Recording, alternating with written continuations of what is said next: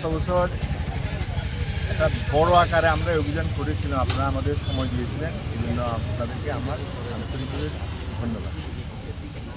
কিন্তু পরবর্তী সময়েও এই ব্যবসায়ীগণ কথা শুনেননি, যা বাস্তব ছিল সেটা তারা রাখেনি। তাদেরকে ভেজিটেবল ভেন্ডার যারা রয়েছেন তাদেরকে দুটো দাগ করে দেওয়া হয়েছিল, দ্বিতীয় দাগের বাইরে থাকার কথা ছিল, ওরা তা না করে প্রথম দাগেরও ভিতরে রাস্তার মধ্যে চলে আসে, এতে যানজট হয়েছে।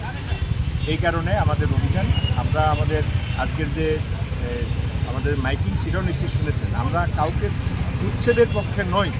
ততক্ষণ পর্যন্ত আমি কাউকে এখান থেকে উঠে দিয়ে বলবো না যতক্ষণ পর্যন্ত আমি ওদেরকে ব্যবসা করার জায়গা ঠিক করে দিতে পারছি না। আমরা অতি সত্ত্বর তার জন্য আমাদের চেষ্টা রয়েছে, সেটা হলে পরে সমস্ত ব্যবসায়ীদের বলবো সেটা এই হলো ভেজিটেবল ভেন্ডার।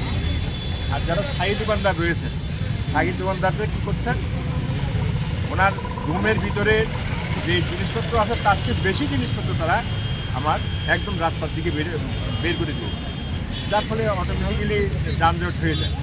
ওনাদেরকে অনুরোধ করেছি, তখনও শুনেনি। আজকে এই কারণে ওই সব বাস পুতুলুতে যখন তারা এই মধ্যে শেড দিয়ে তার ব্যবস্থা করছিল, তখন এটা আমরা বাসগুলি তুলে নিচ্ছি আবারও। এবং শেষবারের মতন আমি মুখেও সবাইকে প্রায় বলে এসেছি লাস্ট, এরপরে কিন্তু আমরা আসবো না, কারণ অনেক আধিকারিক রয়েছেন, আমার ভাইস চেয়ারম্যান রয়েছেন, আমার কাউন্সিলর রয়েছেন, মহিলা কাউন্সিলর আমার সঙ্গ দিয়েছেন, পুলিশ সব বটেই, আমার সমস্ত অফিস স্টাফ রয়েছে, গাড়ি স্টাফ রয়েছে, সঙ্গে রয়েছেন আমার ডেপুটি সিইও এবং আমাদের এসডিএম সাহেব যিনি সিইও ওনার প্রতিনিধি আমার সঙ্গে রয়েছেন। তারপরে আছে আমাদের এই সমস্ত গাড়িগুলি আমরা যথেষ্ট সংযমতার সঙ্গে তাদেরকে আজকে সাবধান করার চেষ্টা করছি, যেগুলি অসংলগ্ন, যেগুলি দৃষ্টিকটু থাকা অন্যায়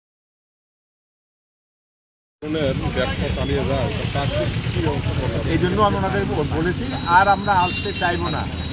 এবার যারা এই নিয়ম মানবেন না, আমাদের টাস্ক ফোর্স থাকবে, টাস্ক ফোর্সটাতে ফাইনের রসিদ থাকবে, তাদেরকে ফাইনের রসিদ করবে। একটা অভিযোগ উঠছে অনেক দিন ধরেই যে শহর যেহেতু কনজেস্টেড, জায়গা কম, সেখানে শহরের মধ্যে বিভিন্ন অফিস ব্যাংক ভাড়া দেওয়া হচ্ছে একের পর এক, এবং আপনারা অনুমতি দিচ্ছেন, যার কারণে পার্কিং জায়গা ছাড়া রাস্তাটা কিন্তু ভিড় করছে গ্রাহকরা। ব্যাংকে কোনো পার্কিং জোন নেই এখানে, সেগুলিকে আপনারা কীভাবে অনুমতি দিচ্ছেন? আমাদের কোঅপারেটিভ ব্যাংকের পেছনে আমাদের বিশাল একটা জায়গা ছিল, আমরা 2 বছর আগে প্রায় 13 লাখ টাকা খরচ করে এটাকে ভরাট করেছি এবং সেখানে আমরা অনেক খরচা করেছি, ইটও বসিয়ে দিয়েছি। কিন্তু দেখা গেল এটা যেহেতু পুকুর ছিল, এটা একটু নিচে নেমে গেছে, সুতরাং আবারও এটাকে একটা স্থায়ীভাবে একটা পার্কিং জোন করার জন্য আমার চেষ্টা রয়েছে। মাটি ভরাট করতে হবে আগে, এই কারণে মাটি ভরাট কাজ চলছে, আপনার নিশ্চয়ই একটু আগে দেখে এসেছেন। এখন যেহেতু মাটি ভিজা, গাড়ি যেতে পারে না, যার ফলে সেখানে এখন আমরা এটা করতে পারছি না। আমি এখানে আমাদের সবজি আড়ত থাকবে, পানের আড়ত থাকবে, তাদেরকে আমি কমিটমেন্ট দিয়েছি অ্যাট দি লেটেস্ট সেপ্টেম্বরের মধ্যে সেখানে আড়তের ঘর করে দেওয়া হবে, পৌরসভার পক্ষ থেকে স্থায়ী একটা পার্কিং জোন করে দেওয়া হবে, মাটি ভরাট করে সেখানে ইট বসিয়ে যাতে গাড়ি থাকতে পারে।